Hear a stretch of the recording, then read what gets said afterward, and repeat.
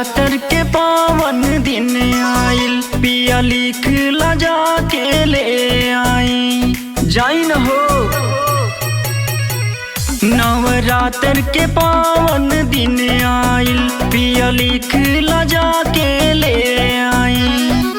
कम budget के लइहा जाने नहीं देखी हा तू पैसे। अरे लाला की चुनरिया ले ले आइहा लखनऊ से, लाला की चुनरिया ले ले आइहा लखनऊ से। लाला की चुनरिया ले ले आइहा लखनऊ से, लाला की चुनरिया ले ले आइहा लखनऊ से।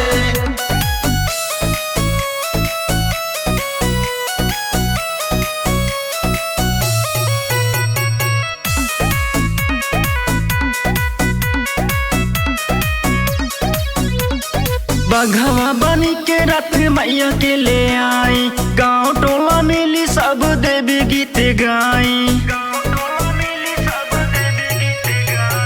बघवा बनी के रथ मैया के ले आई, गाँव टोला मिली सब देवी गीत गाई। लाले अढ़उलवा नरियल के जानी भूलैहा पिया पनवा के।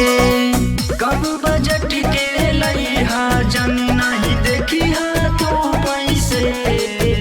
अरे लाला की चुनरिया ले ले आइहा लखनऊ से, लाला की चुनरिया ले ले आइहा लखनऊ से। लाला की चुनरिया ले ले आइहा लखनऊ से, लाला की चुनरिया ले ले आइहा लखनऊ से।